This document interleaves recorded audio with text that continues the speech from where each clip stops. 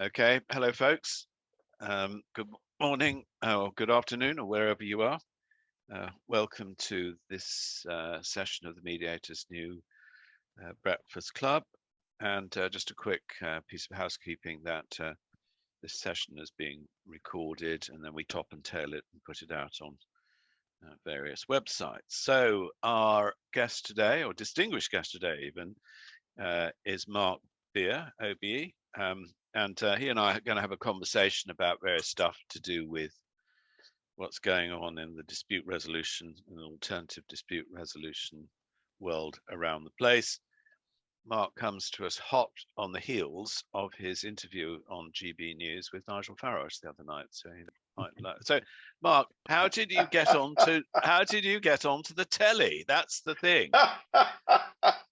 I think they're desperate. They must be desperate, Michael. I spent a lot of time actually on the telly, but in a different guise. And I'd forgotten how terrifying it can be because you know there's no audience. There's just people gyrating and cameras moving around. But it was good to be able to talk about. You know, for those that haven't seen it, the concept is that looking at the data, depending on where you look, somewhere between 90% and 95% of British businesses don't do business abroad, and those that do largely, access the EU. But very few British companies actually look beyond the EU. Very few look to Central Asia, which has a returns at the moment averaging about 22%, adjusted for risk about 8%, which is a pretty good return for a company in today's environment. And out into the Middle East, where the returns are higher because the risk adjustment is lower. There's a huge amount of opportunity for business. And the other thing is 80% of the world's financial transactions are done in English. Even the Islamic finance ones are done in the English language. So the opportunity for business is significant. And as we all know, that leads to inevitably the opportunity for those that help businesses resolve the problems when they come up. And classically, people would revert to litigation and arbitration to resolve cross-border problems. But sadly, as the world is deglobalizing, that is, barriers, boundaries, and borders are getting sort of higher and taller, and tariffs are going up. The ability to enforce arbitral awards and judgments cross-border is incredibly hard. And what that does is it further drives the incentive for trained professionals who can help parties resolve their issues without the need for a formal adversarial process. Our time is now. Yeah, I mean, I think that's very interesting because I think the interesting comment that when I was at Dubai Arbitration Week, in November, I picked up this phrase, the decentralization of it, as it happens international arbitration, but it can be applied to all forms of what we sometimes call ADR. And then somebody went a stage further and said it's the democratization of that. And then I went a stage further and said it's almost like the decolonialization of this. But at the same time, the English language and the common law have a lot to offer, including in Kazakhstan, where you've done quite a lot, I think, Mark. Yeah, so I helped design the Astana International Financial Centre, and we worked on the development of an English language common law environment. Harry Wolff set up and ran the judiciary there. It's now run by Lord Mance and a number of other retired English judges and barristers. And the model is simple, provide English-speaking companies a choice when doing business in Central Asia of an environment that's familiar versus the onshore environment, which is to many of us entirely unfamiliar. And if you can create a familiar, safe and trusted environment out there for business, then with the mechanisms that they'd expect from a regulatory perspective, from a judicial perspective, and with treaty-based enforcement of decisions out into Central Asia or treaty-based enforcements into the Middle East.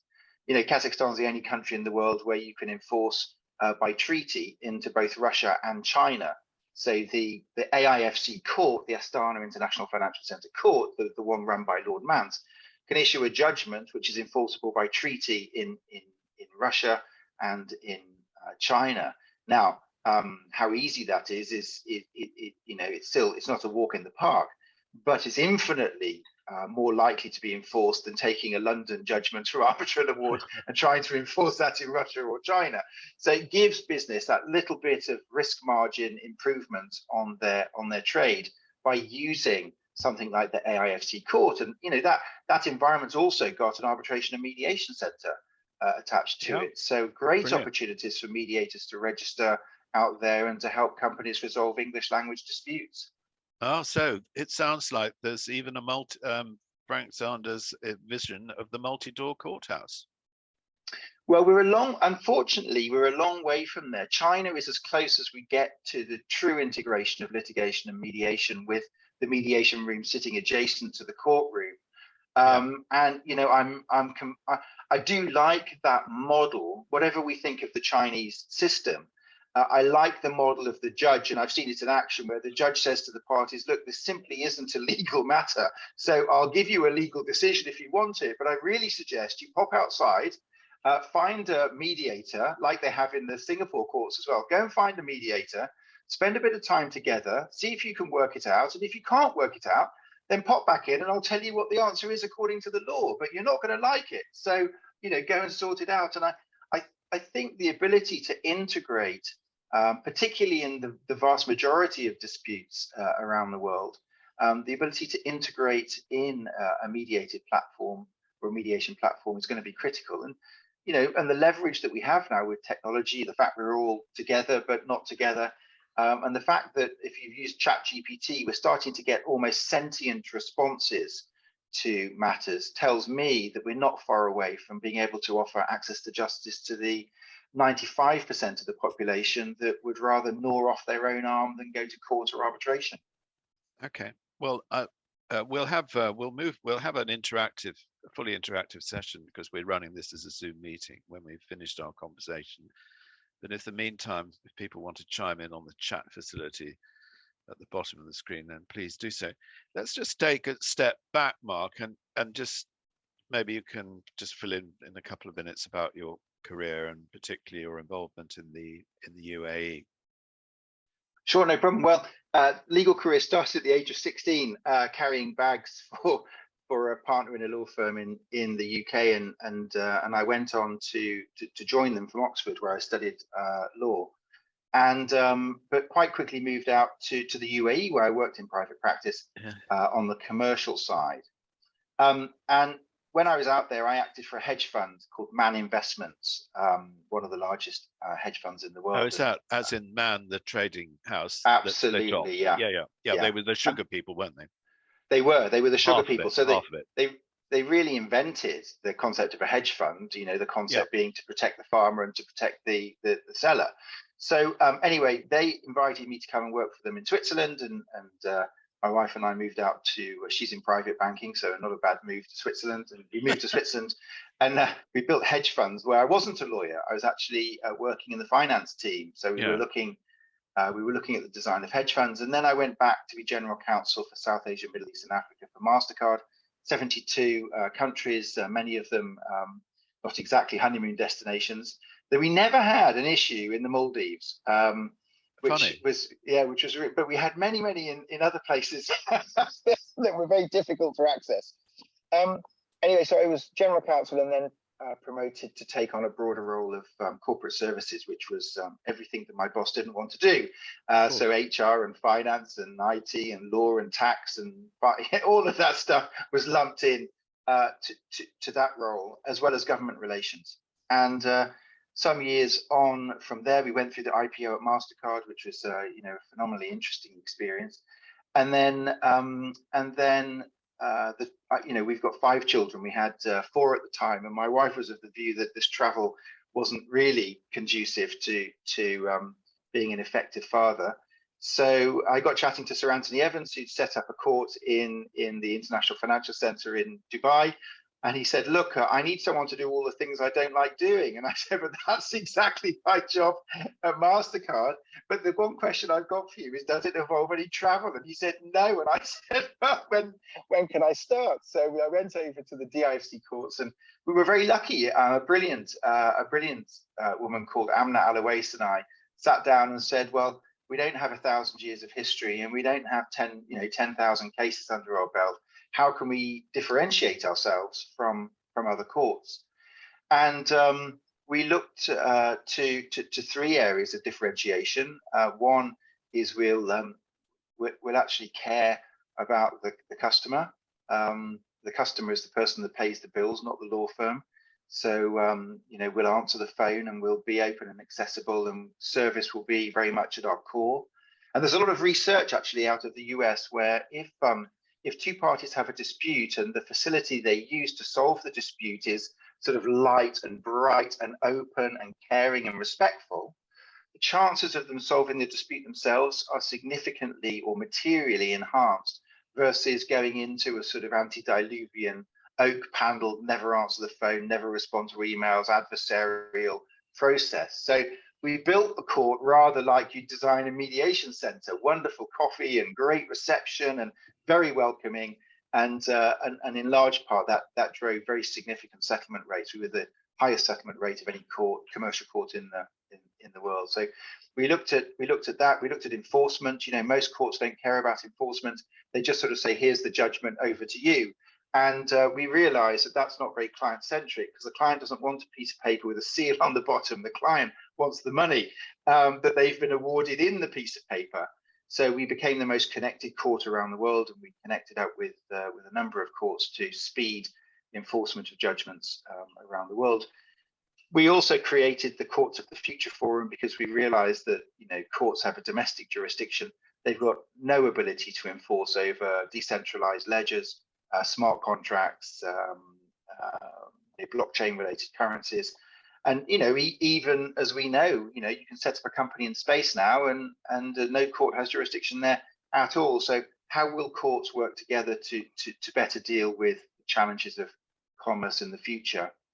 And the third element was we really wanted to focus on access to justice. It had been a big issue for the Middle East, this concern that there was no access to justice for what you might call the 80% of the population. And so we built the world's first virtual small claims court. It did $150,000 or less the disputes. And it was a conciliation model in which we asked the International Mediation Center in Singapore, to come and train us all and to help us design a model which didn't allow lawyers and allowed the parties to have a structured conciliation towards a resolution. And the beauty of that model was we were getting 92% resolution rate within 4 weeks of the claim being filed. That's 92% effective resolution within 4 weeks of the claim being filed. And to put that into context to, God bless us, the United Kingdom's current system, a friend of mine called up the Bedford County Court the other day and said, if I've got a small claim, how long to get a hearing? And they said 92 weeks. God, that's dreadful, isn't it? Yeah. So, yeah. And so the DIR, so that was a common law, presumably. So it was an offshore in inverted commas court, common law, presumably. And what about, how did that interact with mediation? And it's probably worth mentioning what's going on with mediation in the UAE at the moment, which, so far as I can see, is an awful lot, which is very good at all different levels. Yeah, I think. Look, we had an arbitration and mediation center associated with the environment, the Dispute Resolution Authority. Yeah. And as I say, within the court, we actually built a mediation environment for small claims, anything under $150,000. Our average claim was $50 million, so $150,000 might sound like a lot, but was actually a relatively small claim for us. And I personally, and Amna, and I think the rest of the team, are very big fans of mediation and the benefits it offered. Anthony Coleman, who was with us, Sir Anthony Coleman, God rest his soul, he actually brought a chapter that he was trying to get into the White Book, but there was an enormous reluctance and pushback from the legal community, which was court annex mediation. He called it justice by reconciliation. And the beauty of putting it in the rule book was that there was a cost risk. If you decided not to take part in the mediation, fine, the court wouldn't do anything about it, except if you won, you might not be successful in getting your costs because you chose not to mediate. And he couldn't get it into the White Book, so he put it into our court rules. And of course, it wasn't long before it found its way back into court rules around the world. So mediation was very much at the heart of it. It's the Middle Eastern way. It's not a confrontational environment. Same with Asia. It's not a confrontational environment. To some extent, same with Central Asia. It's not a confrontational environment. So the adversarial common law approach is almost a last resort if you can't persuade the parties to find a way through. And I think there's two elements that we pick up on. One is, the legal community at the time certainly never embraced mediation. They'd say, they'd just say it doesn't work. My client has already explored all options. I found that a bit of a cop-out, and I was often worried that they didn't explore mediation because they didn't actually want settlement, which sounds very cynical, but when you sit as a judge on these things, you do wonder why, a law firm can rack up £6,000-7,000 in fees for one letter that could have been dealt with by a 2 or 3 minute phone call. So I think that was one element to why, although we were pushing it, we didn't necessarily feel that the legal community as a whole was embracing it. That said, I think the difficulty that companies are facing now in terms of enforcing arbitral awards and judgments means that any sensible general counsel, one, ought to be a trained mediator because it's such a fantastic skill anyway, but secondly should be very wary of taking a dispute into formal adversarial proceedings, particularly if it's cross-border, if they haven't at least tried a structured mediation with a professional mediator. I think it would be not negligent, but it would certainly, if I was on the board, and I sit on the board of a number of companies, if the GC came to me and said, right, we're ready for a fight on an international contract, I think I'd be concerned if they hadn't explored how best to mediate it first.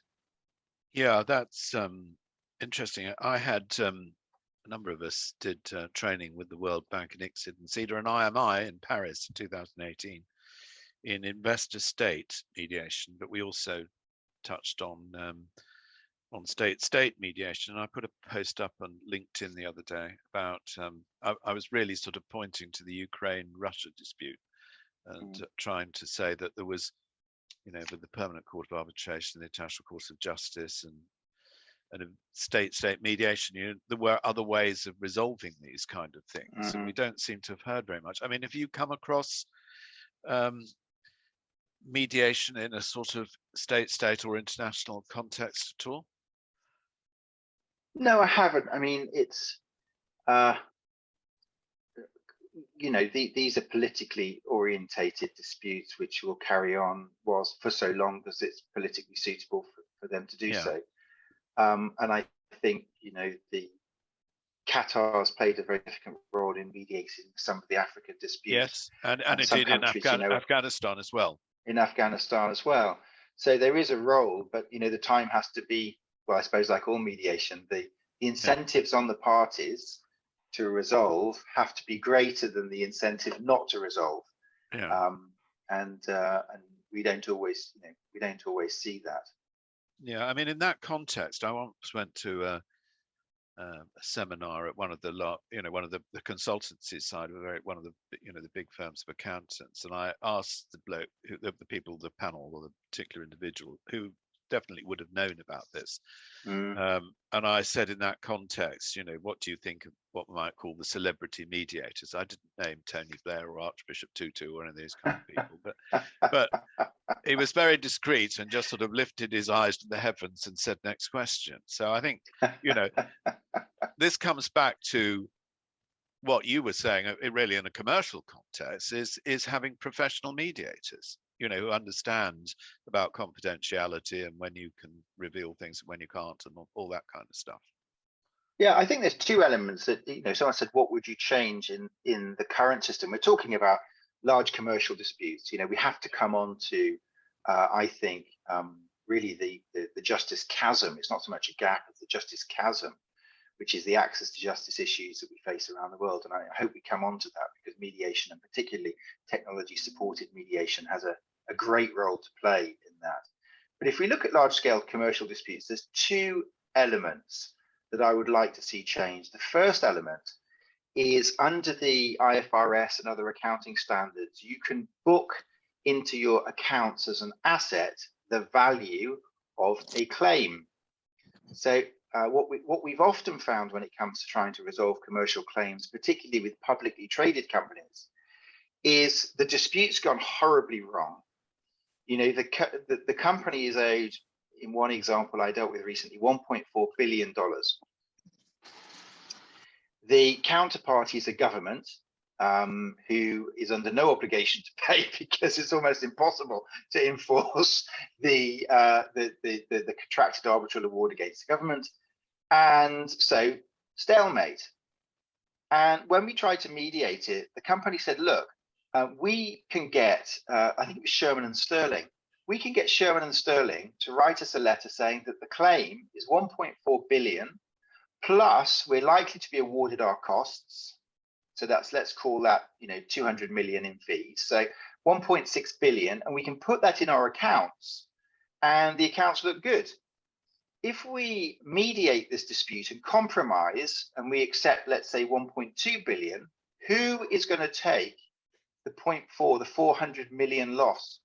Because I don't want it, it'll reduce my bonus and my boss doesn't want it. So let's just chuck it into arbitration. And by the time it comes out at the other end and it's turns out it's unenforceable, we would have received our bonuses and moved on. So the way in which disputes are accounted for leads away from what ought to be in the shareholders' interest, which is resolving it, relatively quickly, in order to get the most cash into the books. It sits there as a provision, provided the law firm will continue to write saying, yeah. And which law firm wouldn't say, yes, of course we're going to win it all and you're going to get your costs. Of course they say that, with a caveat on page 7. So I think that's one issue. The other issue is we're not seeing enough pressure by law societies on law firms to consider mediation. That is, if a lawyer says, no, we're definitely not mediating it, we're going to fight it all the way, we're going to go to victory, then that to me is a professional ethics call, because that's not in the best interest of their clients in every occasion. And yet when I sat at case management conferences, 100% of the time, both sets of lawyers would say, it's not, this is an unmediatable dispute, it cannot be mediated. And I think ethically, there are all sorts of questions around whether that's the right approach for major disputes. So two areas I'd like to see change. One is you actually have to get an accountancy firm to value a dispute. And there's a great firm in London which values disputes for the open market, and this you'll find terrifying. So we asked it to value the $1.4 billion claim. We asked it to value in the open market, what's it really worth as a claim? The answer, 6% of the claim amount. Oh, wow.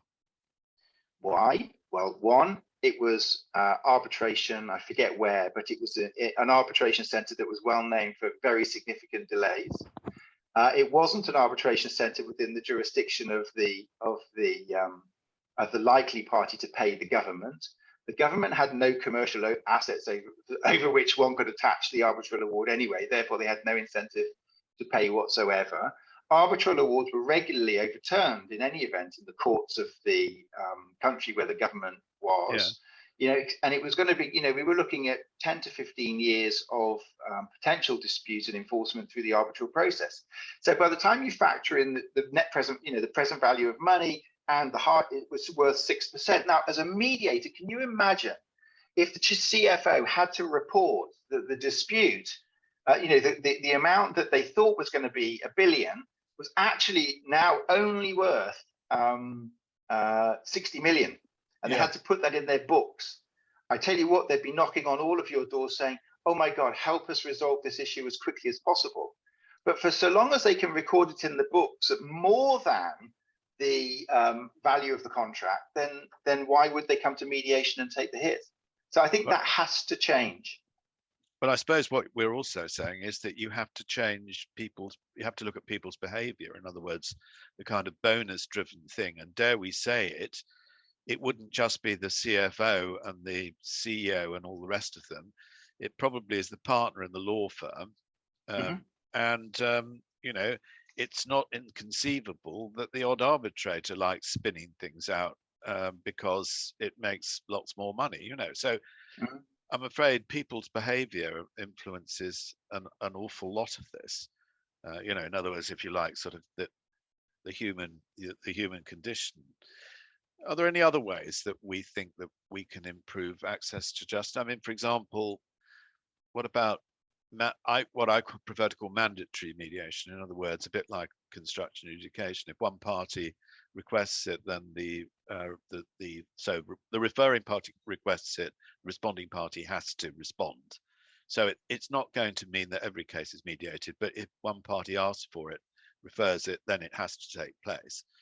And that happens in construction and adjudication, and it's been working well for however long, 25 years or something. What's your view on, I mean, what's your experience of that kind of mandatory mediation in other jurisdictions? Yeah, I mean, I like the idea, particularly in large scale construction disputes, of, an issue comes up, mediate it, live with the outcome, and deal with the substantive matter at the end of the project. And that reduces delays, and it's quick and dirty, but it's very effective. I think there's two areas I'd like to focus on particularly. One, as you say, access to justice. The data is pretty horrific around the world, but if you look at it through the lens of opportunity, it's significant. So the study done by the Hague Institute for the Innovation of Law, I think it was 40,000. It might have been more people that they interviewed around the world for purposes of SDG 16.3, equal access to justice. And the conclusions were 95% of people with a serious legal issue. There was a serious legal issue. A serious legal issue they defined as one that keeps you awake at night. Right. Okay, so that was the. It's not I stubbed my toe on the pavement and I'm jolly cross with the council. It's so it's generally fits into 5 categories. 60% of all disputes that they looked at fell into 5 categories. It was family, as you can imagine, divorce and kids. It was roof over your head stuff, landlord, tenant about to be evicted. It was boss, it's your boss. It was employment, the classic one, your neighbor. I was going to say, I can look out the window and a chap has put what he says, what is allegedly, a winding house for a lift on top of his so-called being built boutique hotel, and he's blocked my view. Which is I can't do anything about it. It's extremely. It's not very irritating, but there's another big neighbor dispute brewing, not involving us behind it. So yeah, and indeed one of my colleagues here in Cowes in the Isle of Wight had a terrible problem with his neighbor who kept on encroaching on his land, and actually that was settled at a mediation by and what happened was that the annoying neighbor bought the adjoining property, which was owned by my friend. So happy days. Happy days. Yeah, the court couldn't have done that. So that's and I think the other thing I don't be interested in my view is that mediation is seen as a bit of a soft option. People think we sit around and say, "Oh, I understand how you feel," and all the rest of it. But it's tough, isn't it? It involves. I say it's like yoga. Some people on this would have heard. It involves quite a lot of stretch and a bit of short-term pain. I don't know how we improve the image of mediation if that's what's needed. Well, as I say, I come back to the analysis was 95% of people with a serious legal issue around the world will not go to court. Yeah. That is for rich and powerful people. Yeah. Was the sort of overwhelming sense. Have a guess, Michael, what percentage of people would go and see a lawyer if they were kept awake at night with a legal problem? God, I have no idea. 16%, 1/6. I was going to say 16% of people I was going to say a lawyer. 10, so I would have been the same ballpark. I really was going to say 10. Yeah. So 84% of people kept awake at night with a legal problem don't even want to go and see a lawyer because they're expensive and they complicate things. And of the ones that do go to court, of the ones that have been to court, 70% were unhappy with how they were treated, not with the outcome, with how they were treated. Right? Put that in the health context. Can you imagine in a health system? Many of you may say this is where we are at the moment, but in a health system, can you imagine you're kept awake with pain at night, and 95% of the time, or 95 people out of 100 say, I don't want to go to hospital. Oh my God, no, don't take me to hospital. I'll sort it out myself. And 86% of people say, I don't want to see a doctor. You know, they just complicate things and they're expensive. And of the people that go to hospital, 70% were really unhappy with it. I mean, we'd say it's a pretty failing health system, but we accept it in the legal system.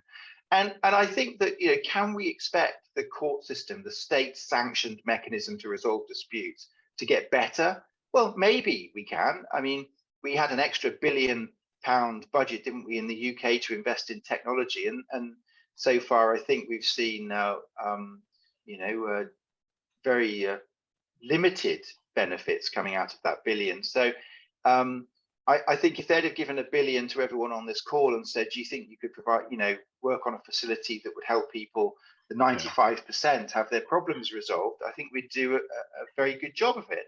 So if we can't expect the court system to reform fast enough to deal with the vast majority of disputes effectively, it is going to be the private sector which is going to step up. And classically, that 95%, the justice chasm, has been difficult to fill from a cost point of view, you know, because, you know, we're all very skilled and seasoned individuals and our time is valuable. But now with the advent of technology to support the process, I think we can start to look at platforms which can offer low or no cost mediation for the bulk of people.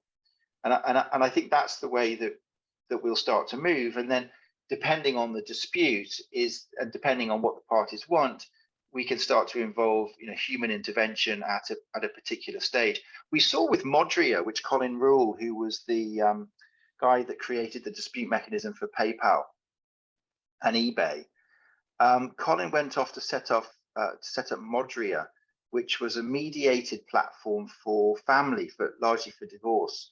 Anyway, quite brilliant platform, which was acquired by Tyler Tech, which is sort of the big court tech business in the US.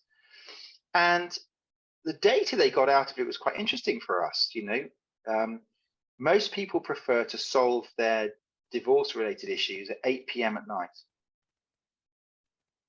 not 9 in the morning in a lawyer's office. You know, not in 1:30. That's probably when they're themselves are home from work, isn't it? Yeah, the kids have gone to bed, they've had a bite to eat, they've had the chance to think. So the Modria platform was an asymmetric platform, effectively a mediated asymmetric platform where two sides did not have to be locked in a room together or have lawyers shouting at each other or have a judge tell them what to do. It allowed them in an asymmetric messaging platform to effectively get themselves to an outcome. And it taught us a lot about the way in which people deal with what we might call day-to-day serious disputes, like family disputes. But the outcome of it was very significant for the courts. On average, before Modria was brought in, a court would have to determine 6 matters, 6. So the judge would have 6 matters, interlinking matters to deal with. After the implementation of Modria, on average, the court had 1 matter to deal with, and that might be quantum for alimony, or it might be visitation rights, but 1 issue was left.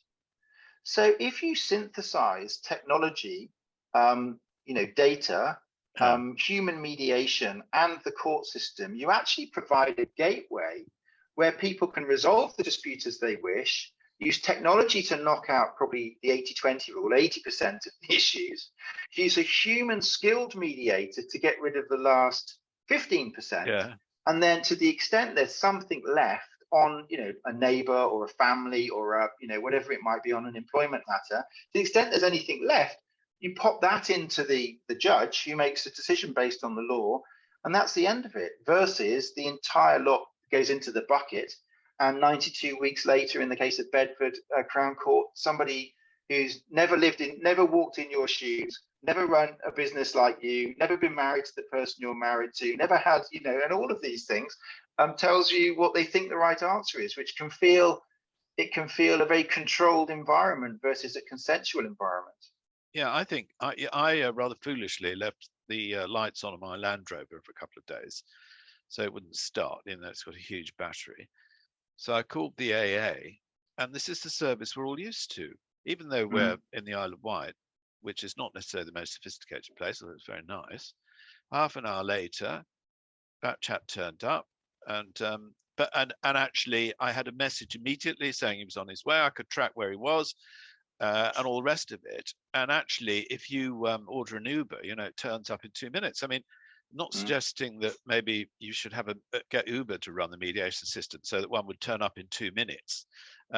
But that's the kind of, but Amazon, your parcel turns up the next day. So we're all getting used to these kind of levels of service from all sorts of different organizations. And then there are lots of services that are simply left in the dark ages.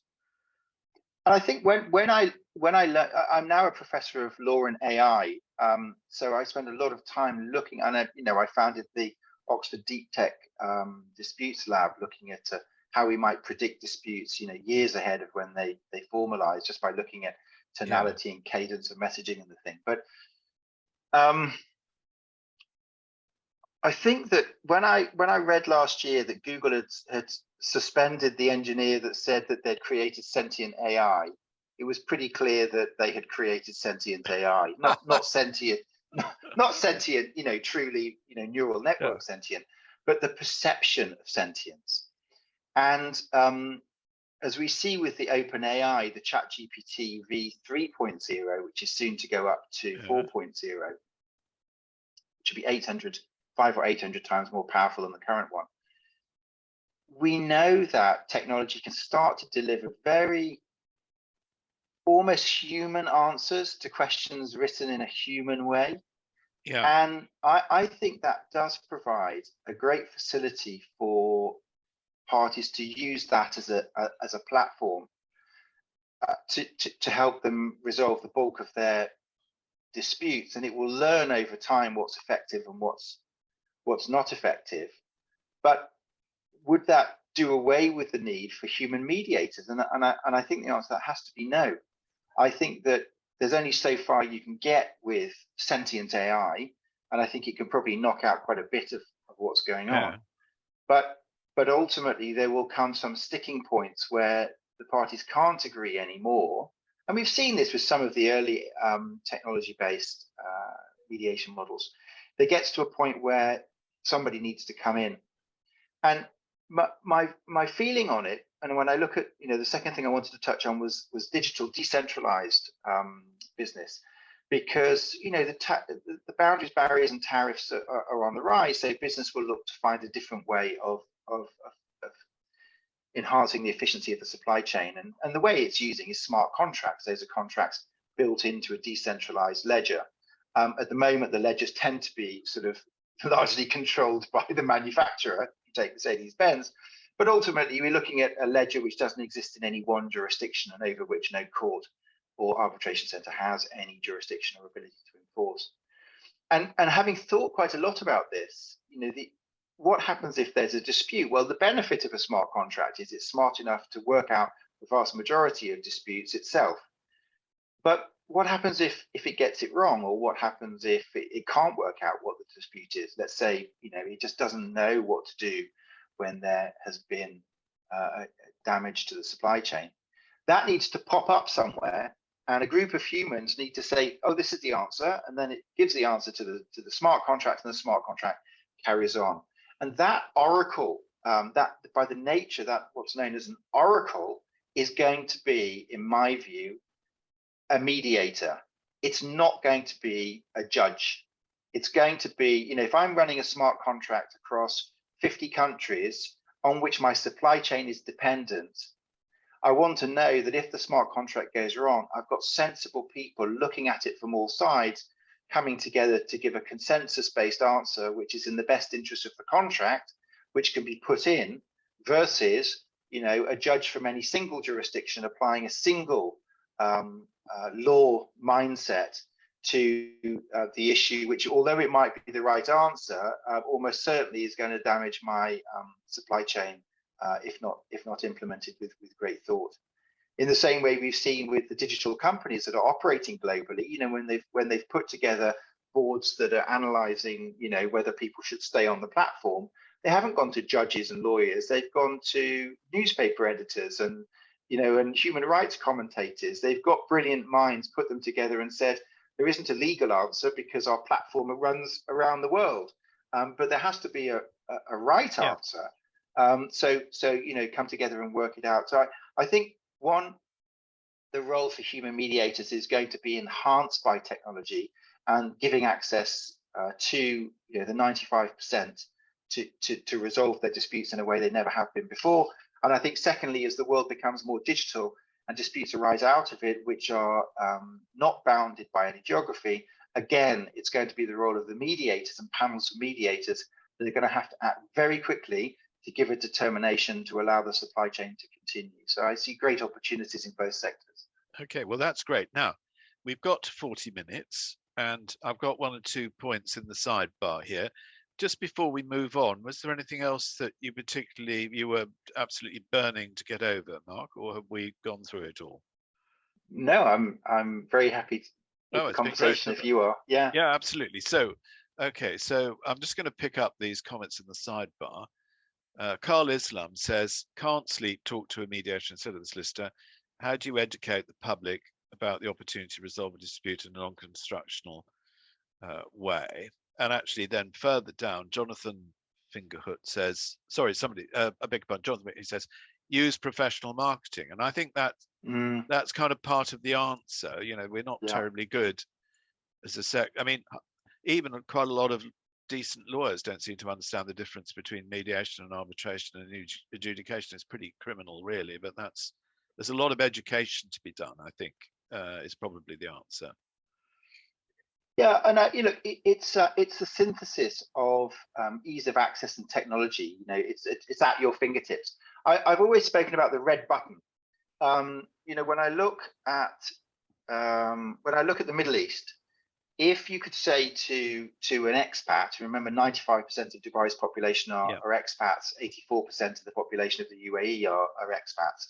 If you could say to an expat, look, life is wonderful, but when it goes wrong, it can go catastrophically wrong really quickly. Have this app on your phone. It costs you £10 a month per member of your family, and all the app is a red button. If you have an emergency, if you have a problem and nobody else can solve it, push the red button and someone will help you. Yeah. I think that concept in every market where we could say, if you're a small business and you're not being paid, if you are, if you're having an extension done on your house and it's not working out, if your neighbour's putting a lift shaft mechanism on the roof and blocking your view, push the button. And what we need to present as a sector, as a professional sector, is to say, look, we want as much as you do for this matter to be resolved. And we're not taking away any rights that you've got. We're not taking away your right to have your day in court should you be so foolish as to think that that's going to solve your problem. But what we are providing is a platform where when you need us, we're here, push the red button. And whether it's sold as an insurance policy, which was the way that the SME sector was looking at it, or whether it's sold as a sort of ad hoc, but it's constantly on people's minds, this is where I go. I think there's a really big opportunity for the sector, but we are quite we don't coalesce well, do we, as a sector? In terms of if I said to everyone on the call, could you put £1,000 in so that we can build the most fabulous facility and a marketing campaign? People say, yes, I think everyone else should put their £1,000 in. We're not really good at coming together in the same way that perhaps other sectors have historically done. So, there is an opportunity. It is about marketing, but it's also about building a platform for using us, which is really cool. And if you look at the Modria, I don't know how it is because Colin sold out to Tyler, so I don't know how it's gone.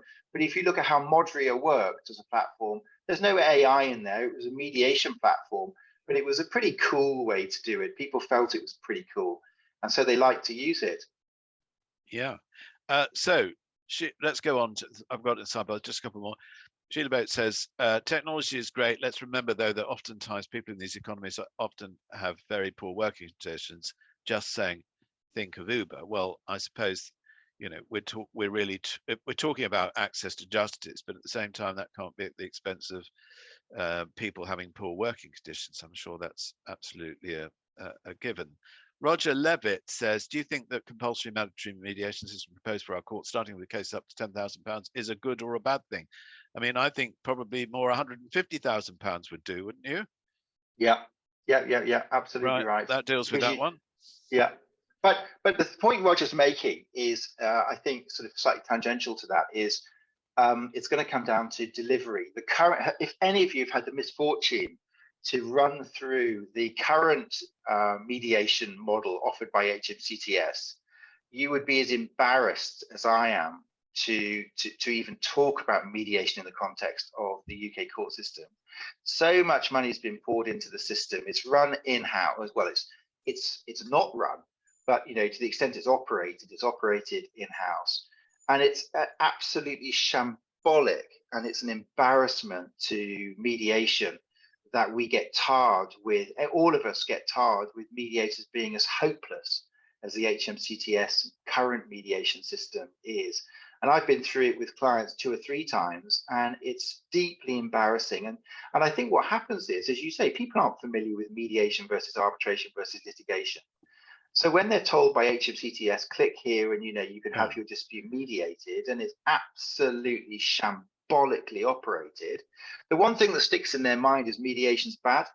And I think HMCTS does us all a disservice in offering such a poor facility.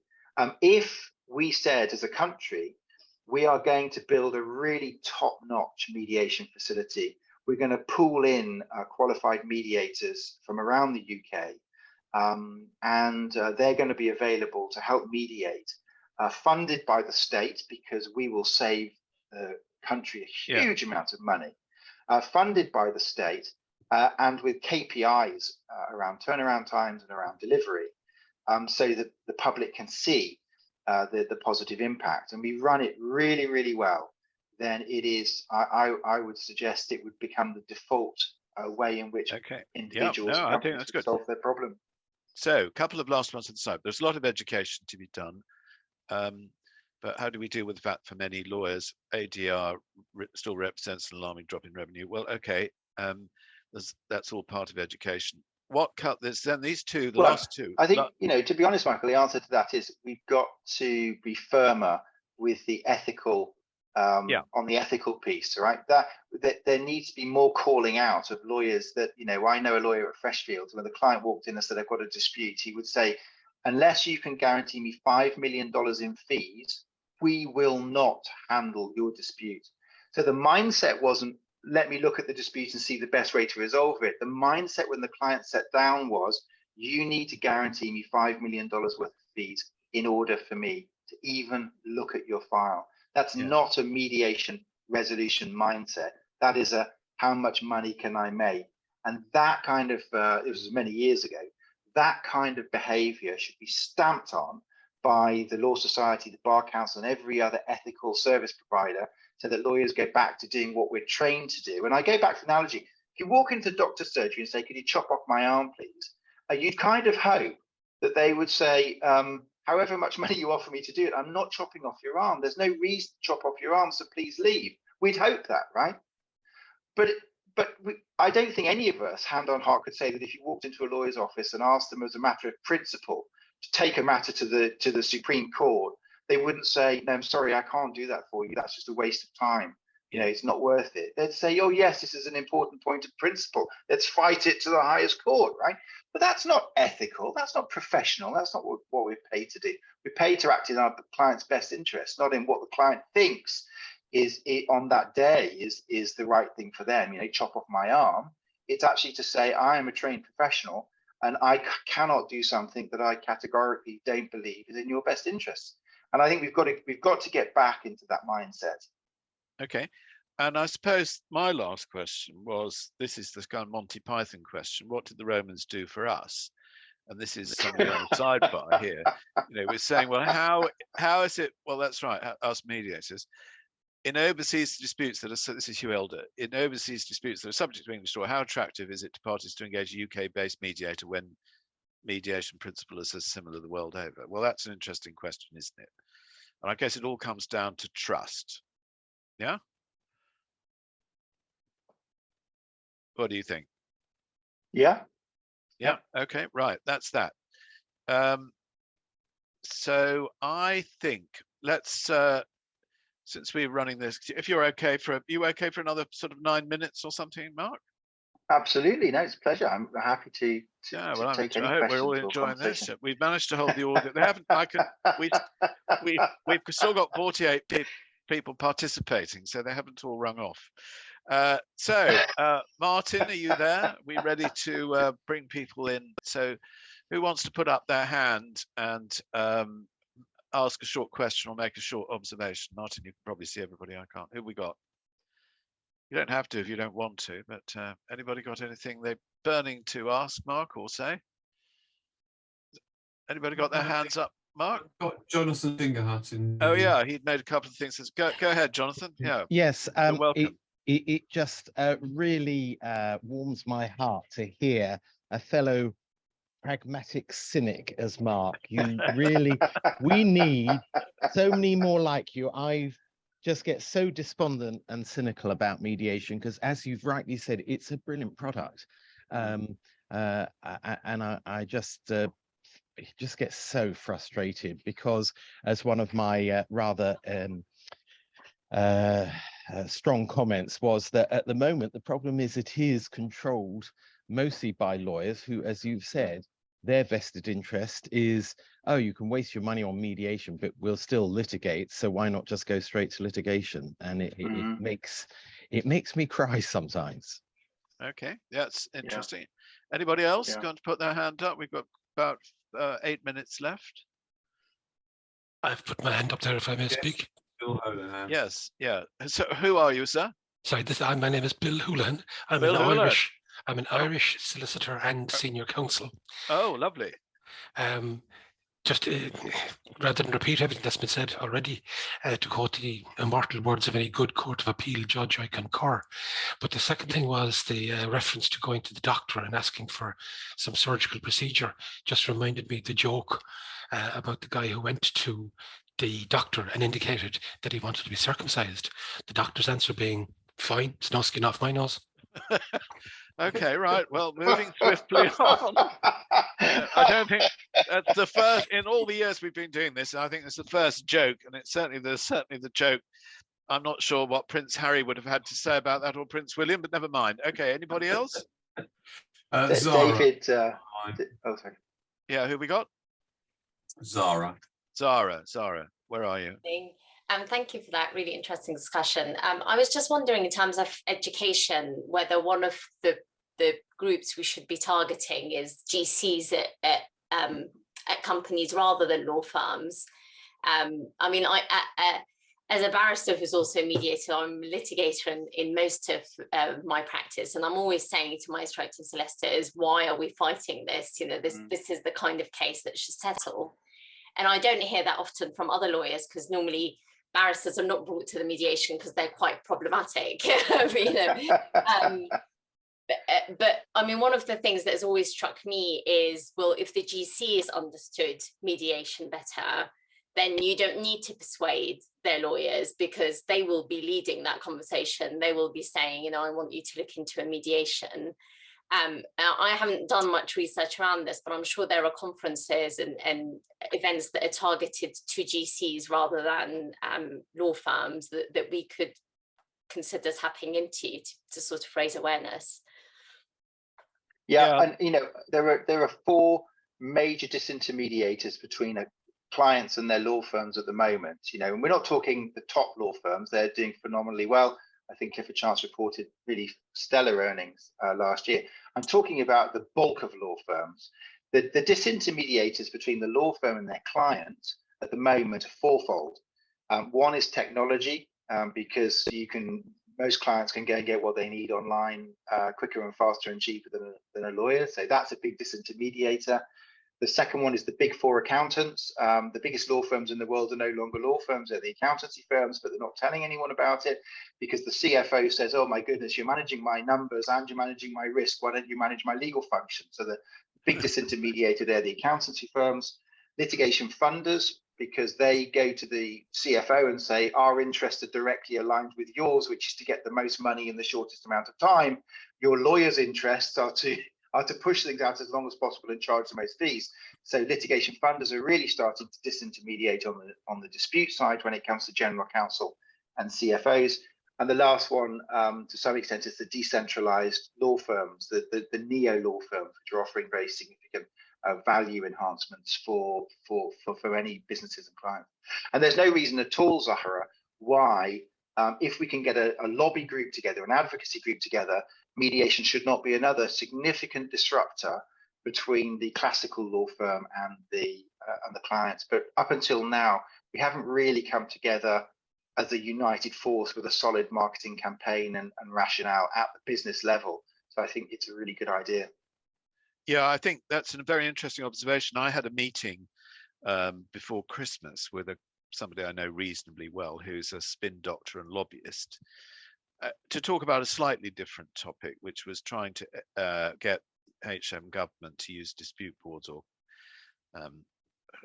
collaboration facilitation boards, or whatever you want to call them, onto major projects, and perhaps try and spend our money initially perhaps in the defense sector a bit better. And it's doable, but it would cost quite a lot of money, and that's the problem. You know, we're a very fragmented profession of ADR professionals. Some people make an awful lot of money, and there's been a lack of investment. You can see this in some of the institutions that have been set up over the years but haven't been properly capitalized and have failed. Yeah. Okay, well we've got to 9:57. So I think David's got his hand up. Okay, all right, David. All right, David. Right, last two. David, go for it. Okay, thank you. Mark, you obviously had considerable experience in the Middle East and the Emirates before you became a practicing mediator. And that was obviously a terrific advantage. So what hope does somebody who doesn't have the same degree of experience as you had in becoming a mediator in those areas? I actually think as a mediator, our job is at the matter in hand, irrespective.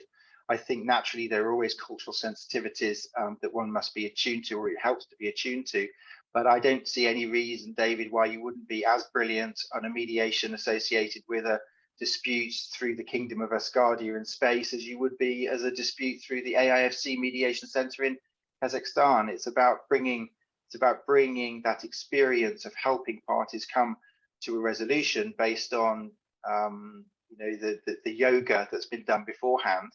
I think it applies across all geographies. The one distinction I would make is I've never found it particularly helpful to mediate in a foreign language. That is, to have translators involved, I find takes away a lot of the success of a mediation. So I don't think it's so much cultural or geographical. Often it's language orientated. Okay, right. That's great. And I think, Mark, the answer is there's no substitute if you want to go and mediate in Kazakhstan to actually going there and having a look and talking to the local institutions. Yeah. And local lawyers, bless them. Hetty, last question, last point. Where are you? I'm here. Thank you. Go for it. I was going to say the problem with the idea of marketing to directly to GCs, of course, is that then you are upsetting your current clients, and there's always going to be a tension there. I have a longer point, but I think time is short, so I might take that up if Mark doesn't mind with him offline. Yes, by all means. And actually what we'll do, I think we're going to have to let Mark go in a second, but we'll keep the meeting going for another 20 minutes or so if people want to chat amongst themselves and network generally. Okay, everybody. Well, that's it. Mark, it remains for me to thank you for a great and stimulating session. Really interesting. We didn't get as far as the metaverse, but perhaps maybe in 6 months' time you'd like to another come back and talk about that. I saw the beginnings of that when I was at Dubai Arbitration Week. So that was all absolutely brilliant.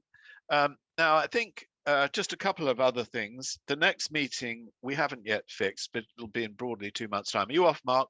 Yeah, take care, we'll all. let you go. Lovely chatting. Okay, Bye, thank all. you so much.